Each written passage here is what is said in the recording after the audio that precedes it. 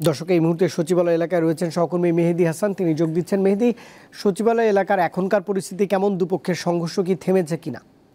রুবায়েত, দুই পক্ষের সংঘর্ষ থেমেছে প্রায় 10টা 10-এর আশেপাশে সময়ে, এবং এখন এই মুহূর্তে সচিবালয়ের সামনের অবস্থা পুরোপুরি শিক্ষার্থীদের নিয়ন্ত্রণে বলা যায়। এবং শিক্ষার্থীদের শুধু নয়, এখানে কিন্তু সেনাবাহিনীও আসলে পরিস্থিতি নিয়ন্ত্রণে যথেষ্ট ভূমিকা রেখেছে। এবং এখন ঠিক এই মুহূর্তে আসলে এই সচিবালয়ের ভেতরে যারা আটকে পড়েছিলেন বা যাদেরকে আটক করে রাখা হয়েছিল, আনসাররা যাদেরকে এখানে অবরুদ্ধ করে রেখেছিলেন, তারা কিন্তু এখন সেনাবাহিনীর মানে প্রোটোকলে আসলে এখান থেকে তারা বের হচ্ছেন। এবং ঘটনা শুরু থেকে যদি একটু জানাই, আমি পল্টন মোড় থেকে এই হাইকোর্টের গেট দিয়ে হচ্ছে সচিবালয়ের দিকে আসছিলাম।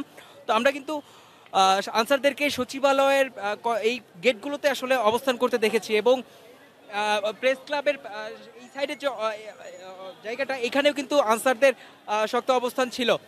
এবং সন্ধ্যা থেকে আসলে এই উপদেষ্টা সহ দুইজন প্রধান সমন্বয়ক সহ সচিবালয়ের কর্মকর্তারা যে এখানে আনসারদের আনসাররা যে তাদেরকে আটক করে রেখেছিল, এই ঘটনা আসলে ছড়িয়ে যাওয়ার পর থেকেই কিন্তু শিক্ষার্থীরা রাজু ভাস্কর্যের সামনে জড়ো হতে থাকে। এবং তারা ঠিক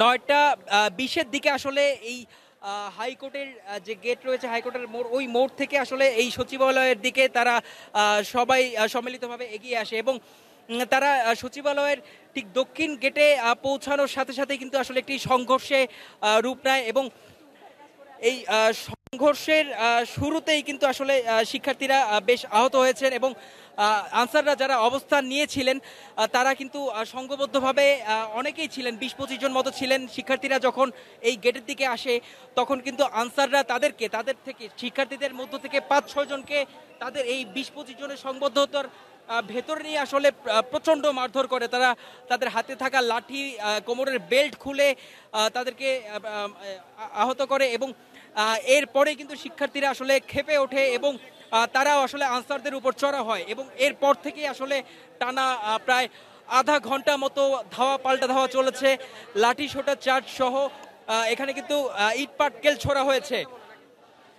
এবং এখন দেখতে পাচ্ছেন আসলে যে সচিবালয়ের গেট থেকে একে একে সব গাড়ি বের হচ্ছে। মানে ভেতরে যারা ছিলেন তাদেরকে কিন্তু সেনাবাহিনী প্রোটোকল দিয়ে আসলে এই সচিবালয় থেকে বের করছেন।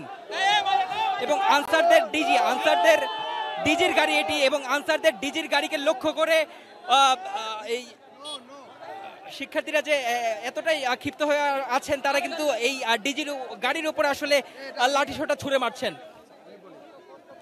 এবং এই এখনকার পরিস্থিতি আসলে এখানে অনেকটা নিয়ন্ত্রণে। এবং এখানে কিছুক্ষণ আগে উপদেষ্টা নাহিদ ইসলাম এবং বৈষম্য বিরোধী ছাত্র আন্দোলনের অন্যতম সমন্বয়ক সার্জিস আলম এই সচিবালয়ের গেটের বাইরে এসে শিক্ষার্থীদের শান্ত করার জন্য তারা বক্তব্য রাখেন। এখানে কিন্তু আনসার বাহিনীরা শিক্ষার্থীদের তোপের মুখে আসলে পালিয়ে যায়। এবং তারা পালিয়ে যাওয়ার পরেই আসলে এই সেনাবাহিনী দক্ষিণ গেট থেকে আসলে শিক্ষার্থীদের সাথে সচিবালয়ের গেটের দিকে এগিয়ে যায়। এবং সচিবালয়ে প্রবেশ করে তারা পরিস্থিতি নিয়ন্ত্রণে নিয়ে একে একে ভেতর থেকে সবাইকে বের করা শুরু করেছে। এবং এই বাইরে যে উত্তেজনাপূর্ণ একটি পরিস্থিতি, এই পরিস্থিতি শান্ত করার জন্য নাহিদ ইসলাম নিজে বাইরে এসে তার যে বন্ধুরা, ভাইরা, তার যে সহপাঠীরা এখানে এসেছেন, তাদেরকে এখান থেকে মুক্ত করার জন্য যে তারা অবস্থান নিয়েছিলেন এবং তাদেরকে শান্তিপূর্ণভাবে অবস্থান নেওয়ার জন্য আহ্বান জানান। দর্শক, এই সহকর্মী জানাচ্ছিলেন শিক্ষার্থীদের সঙ্গে আনসার সদস্যের যে সংঘর্ষ, তার খবর, সেই সংঘর্ষটি গেল প্রায় 1 ঘন্টা আগে থেমেছে এবং সমন্বয়করা কথা বলেছেন গণমাধ্যমে, সবাইকে শান্ত থাকার নির্দেশনাও দেওয়া হয়েছে।